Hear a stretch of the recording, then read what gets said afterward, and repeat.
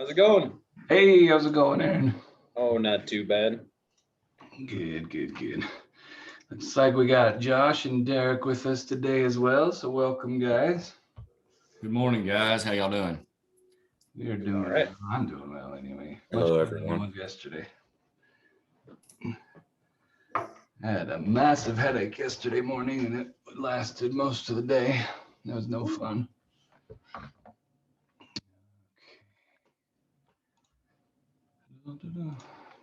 How busy are you guys for Memorial Day? Do you get busy where you're at? Yeah, man, we can barely keep up. Yeah. Yeah. Aaron, do you get a Memorial Day rush? Yeah. I mean, it hasn't been as bad as previous years, but getting granite seems to be the biggest thing going on, which I'd imagine is the same for everybody. Yeah, the supply chain is just lacking. Yeah. But I mean, there hasn't been too much as far as people really wanting it by Memorial Day. Okay, So that's helpful. Good. All right. Well, today I wanted to just kind of jump right into it because I had a customer ask me. Actually, I had a few customers this week ask about how to install a font. So I wanted to share my screen here and show how you go about doing that. Let me get it going here. Okay, so CorelDRAW will be able to utilize any open type or true type font that you install.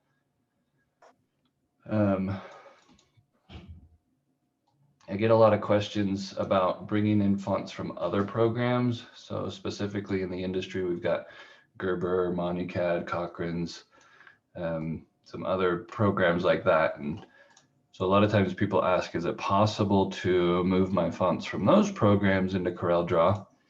And unfortunately, the answer is yes, but it takes work because you actually have to create a font. You can't just convert it. All right, so I'm going to share my screen here.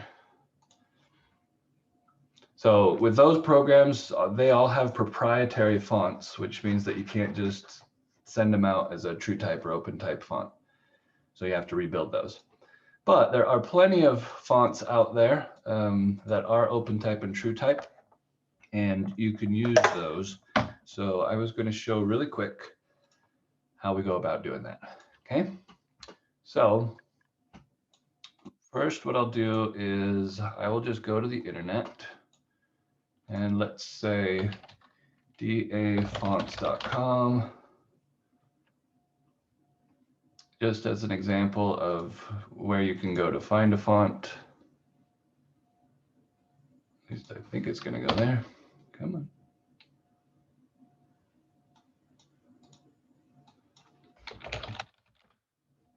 I don't know why DA Fonts wasn't working, but we'll go to fonts.com. Okay, so if you're on a website that has fonts, you can search, of course, and search for whatever you're looking for. Let's just say you didn't have monotype for some reason. Monotype. And obviously monotype is a foundry, I believe, so they've got lots of fonts, but let's say Century Schoolbook is one that you don't have. Okay, so you can go and purchase the font. For CorelDRAW, you would want to use a desktop version. You don't really need any of these other things. So you would purchase the desktop version of it. You just buy that. Usually most fonts are going to have multiple versions as far as how thick they are and that sort of stuff. So if you need different thicknesses and you need italics and all those kind of things, most of the time you're going to want to get the whole family instead of just an individual font, but that's totally up to you. So you would go and pick the font that you want and download it. I actually have a fonts.com subscription where I have access to the whole monotype library downloadable, and it works a little bit different. So I'm not going to show that as it uses a separate program. But let's just say that we had downloaded a font file. Most of the time your font files are going to go to the downloads folder. Okay, and most of the time they're going to come in as a zip file. So when you download it and it comes in as a zip, the reason it comes in as a zip is normally it's multiple files. So if I double click and get into there, it's going to have all the different versions for that. And then it's also going to have most of the time some sort of license agreement that you can open up. So if we look at that license agreement, that'll tell you what you can do. And you really want to make sure that you're getting a font that's licensed for commercial work, since that's what we do. Sometimes free versions let you do commercial work, sometimes they don't. A lot of times you need to purchase a commercial version. In the case of going to fonts.com, you're purchasing it anyway, so you should be good there. But if you go to another font download site, often you'll need to check the licensing and what's allowed. So you would hit extract all to unzip it. And I've already done that in this case. Oops, didn't mean to close that. Let's reopen it. So in this case, it's extracted it down to this folder here. So then if you double click on the folder itself, then you've got the font files, and you can see here that they're TTF true type font files. The easiest way to install them, if you just want to be super quick, is to grab the files, right click on them and hit install, or install for all users if you've got multiple users on your machine. So if I click install for all users, it'll pop up and start installing them. In this case, I've already installed it, so it asks if I want to replace it. I'll just go ahead and say yes, so that you can see what it does. When I click on that, all right, it was on my other screen and disappeared already, but it put all 4 of those into the Windows font folder is what it did. So that's the easy way to install a font, is to just right click on the TTF and install it. That normally is not going to work if it's still inside the zip file. So that's why you had to extract it first. Okay. I find that organizationally, it's easier to keep track of things if you build your own file structure, as opposed to keeping them in the Windows font folder. So if it were me, instead of keeping these in the Windows font folder or installing there, what I would do is I would have a font folder that I would keep my fonts that I use all the time in. So in this case, I've got a font folder here, and I've got different folders for the different versions of fonts that I use.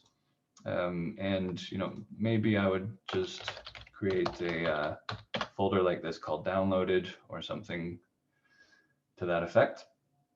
And then what you would do is, I'm just going to open up another version of Explorer here by holding Shift and clicking on it. And then I will put these side by side. So now we've got our downloads with the fonts, and we've got a downloaded folder there. So I would just drag and drop these into my folder to keep them in there. From there, I'm going to open up Corel Font Manager. And in Font Manager, I'm going to have it manage that folder for me.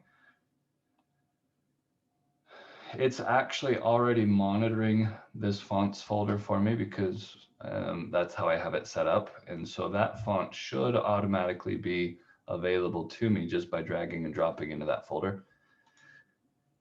But as soon as Font Manager opens up here, I'll show you how that goes.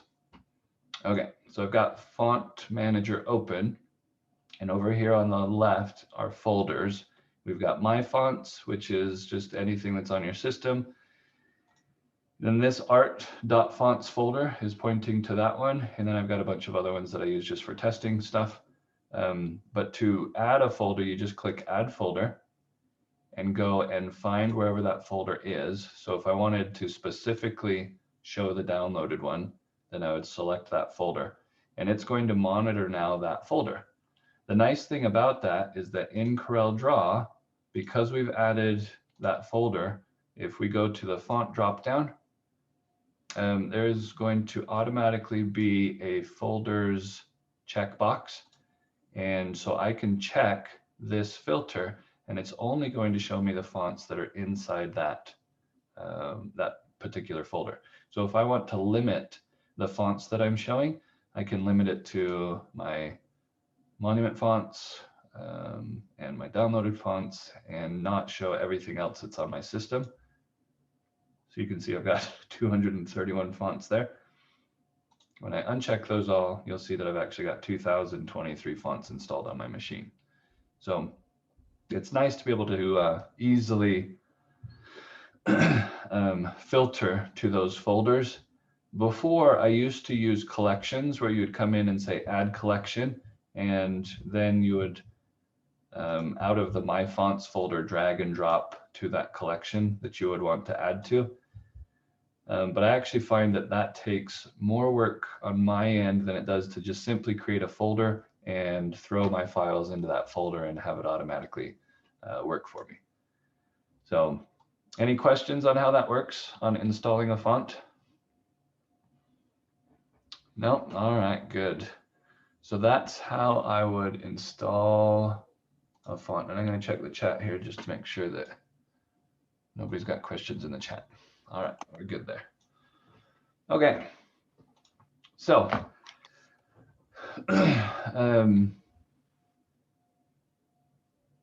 one thing to pay attention to with the Corel Font Manager is you can see over here, there is a yellow designation and it says not installed. So these are not installed in Windows.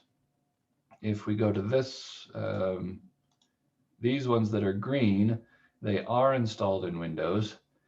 And then if we see the little lock thing on there, they are installed in Windows and are probably, come from Windows, and so they're protected by the system so that they can be used and won't let you delete those.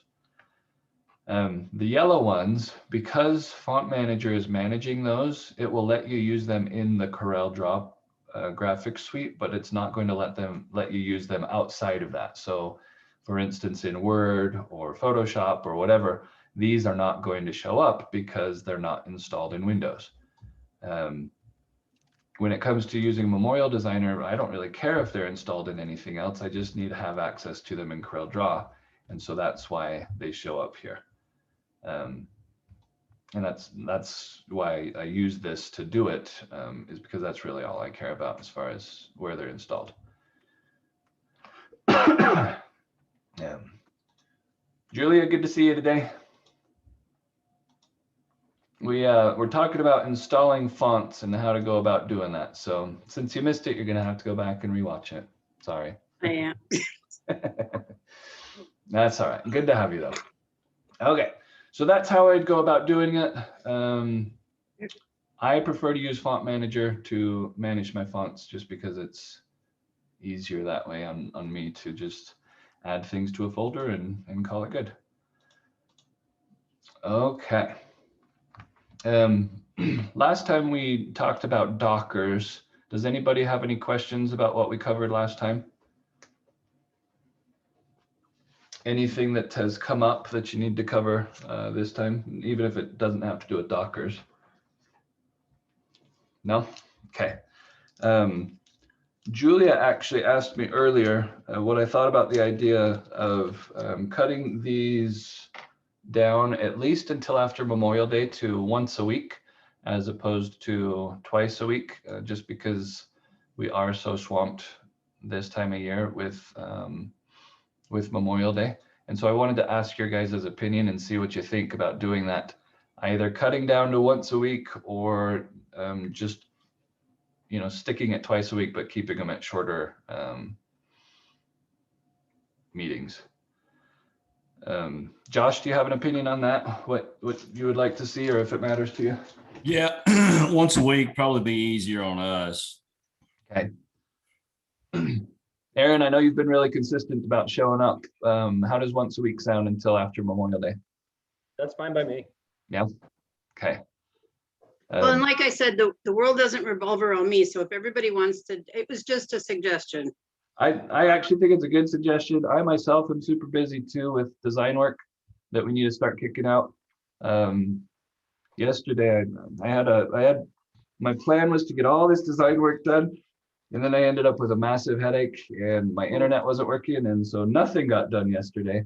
So on my end, it's definitely a good idea to be able to bust out more work for sure. Okay. Which days work best for everybody, or which day?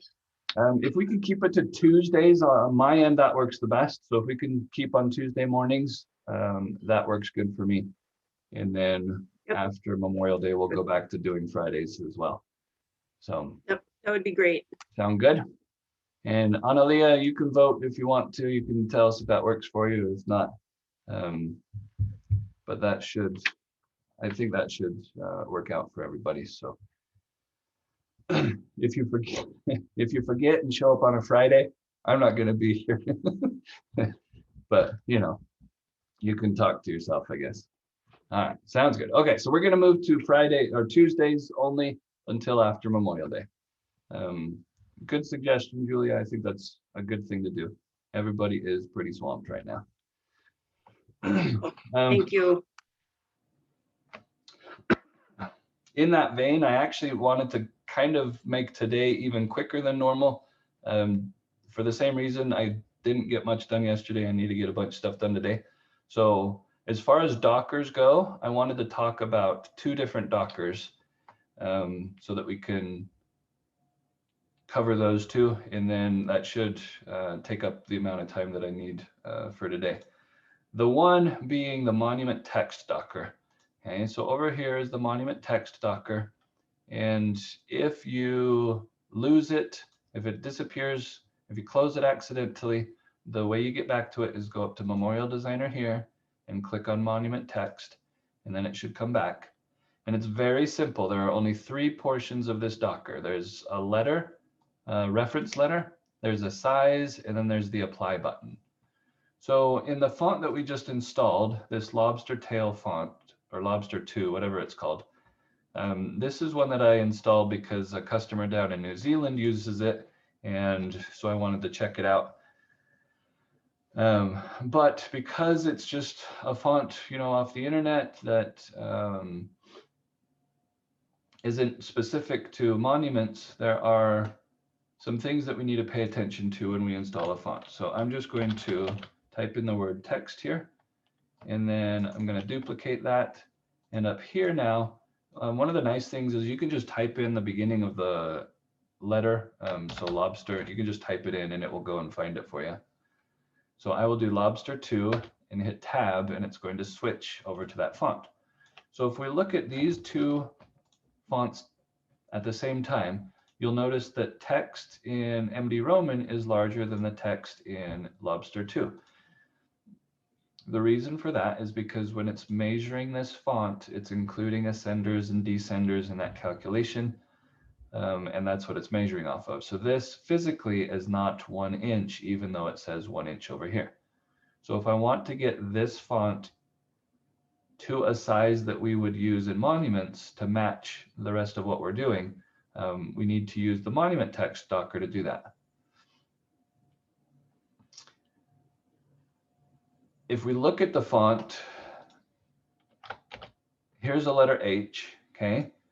The letter H is actually not a bad letter for this particular font to use, because if we pay attention to, I'm just going to drop a guideline here. We're just going to drop this down and this down. So if we pay attention to how this font looks, this is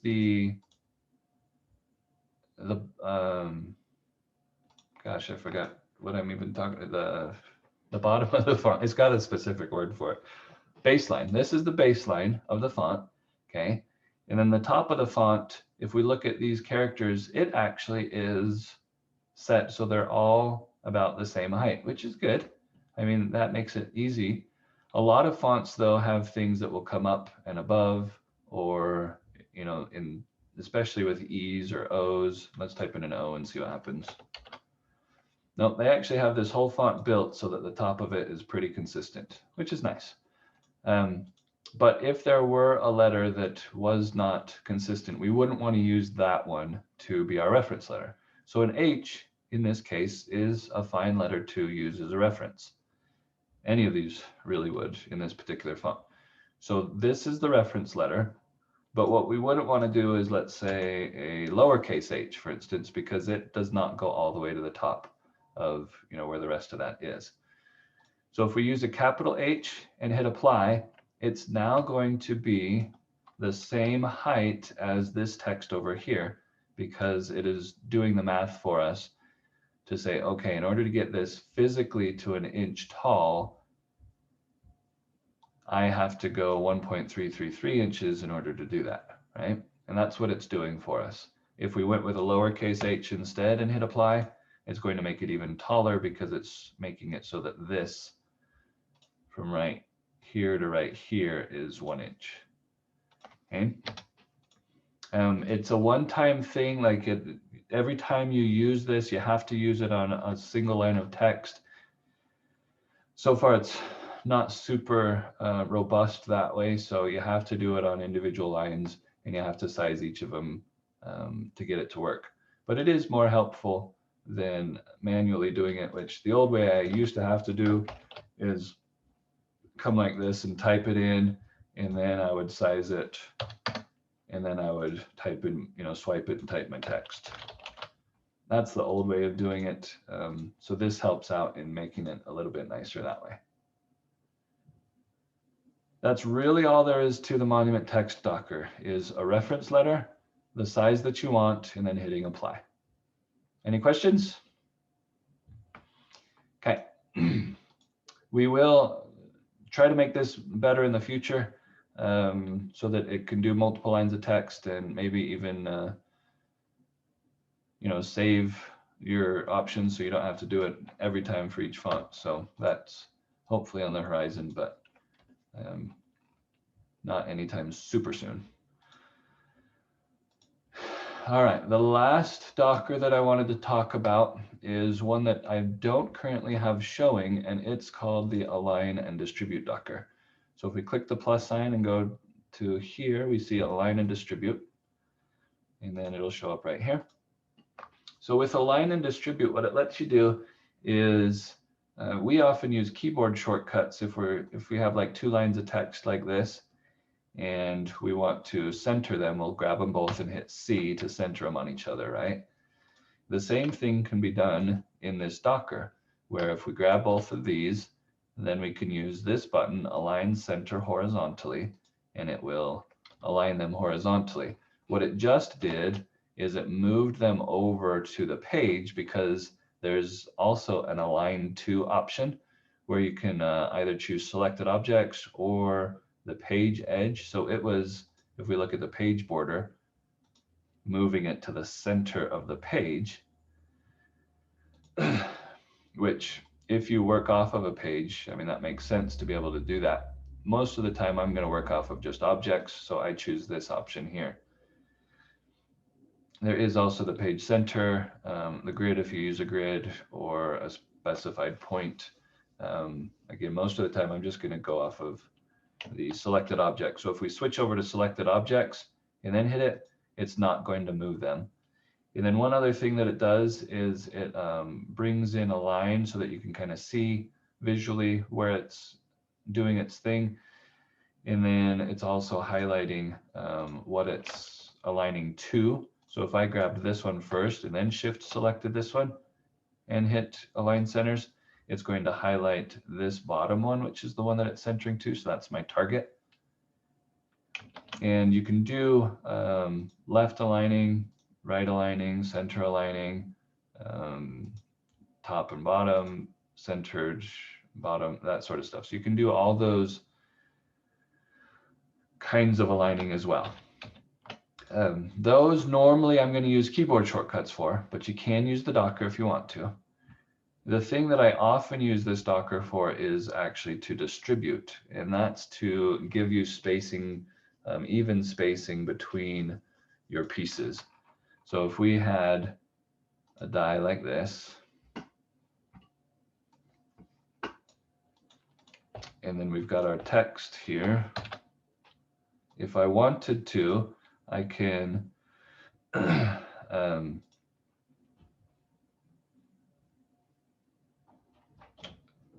stick this like that and stick this like that. And most of the time, this isn't going to be what you're going to do.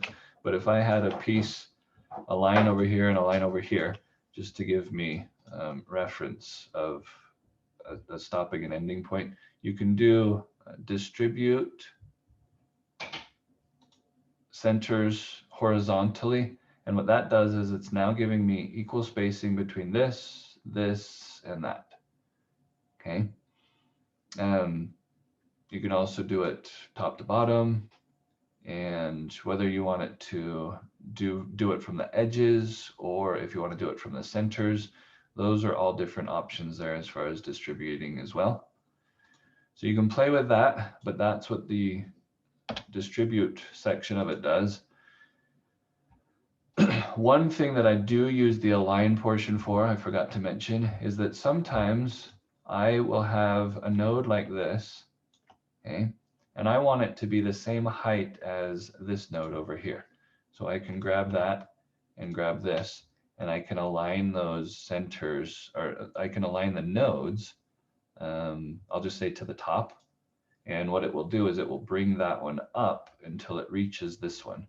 And I use that a lot, especially if I've got, you know, maybe a taper on this that I didn't realize that was slightly off, you know, not exactly right. And I don't want to move this over because it's where it needs to be. So instead, you know, if I grab these and then just align my nodes to the left, then it's going to pull that bottom one down and line it up so that it's now straight. So you can align nodes with the align and distribute Docker, and you can align objects. I don't believe that those keyboard shortcuts work. If I just hit L, yeah, just hitting L, which is left align, is not going to align those. And so that's a benefit of using the Docker over keyboard shortcuts, is that you can actually align your nodes. I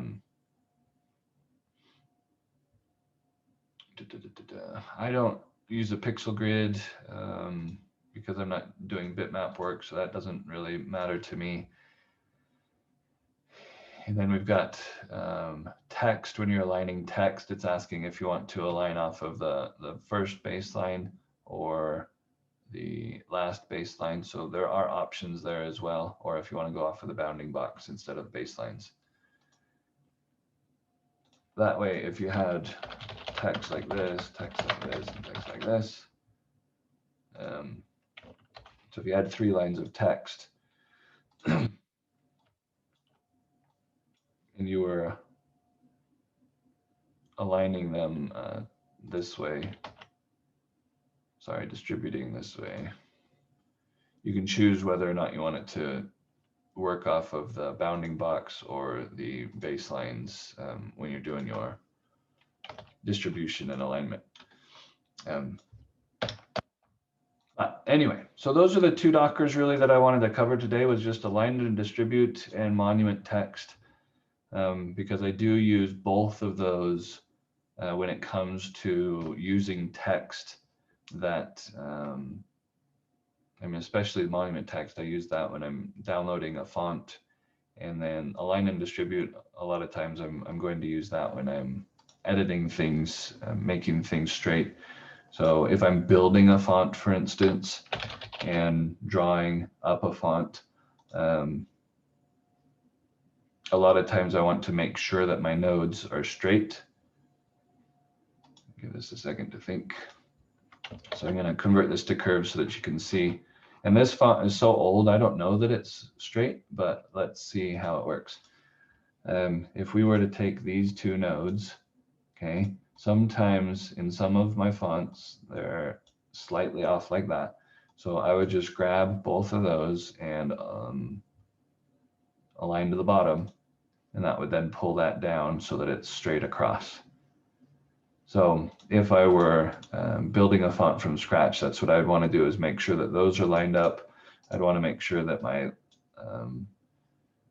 these ones are lined up, and most often I'm going to line both of these up with each other So I would, again, come over here, grab those nodes and align to the left. You'll see how that one pulled out a little bit. So those weren't exactly the same size before, but now they're lined up there on the left-hand side. So different reasons for using the Docker, but those are the two Dockers that I wanted to cover today. Anybody have any questions on those? No? All right. If you're okay with it today, I'd like to just stick it to half an hour. If we can be done for the day, that would work really well on my end. But if you do have questions, please let me know. Send an email. If you run into things between now and next Tuesday, since we're skipping Friday, please let me know. But otherwise, thanks for showing up today, and we will meet you again here next Tuesday. I'll let Brandy and Tammy know too that we're doing Tuesdays for a bit. Awesome. Thanks, Julia. All right. We'll see you on next Tuesday. All right, thanks. Yep. See ya. Not alone. Bye.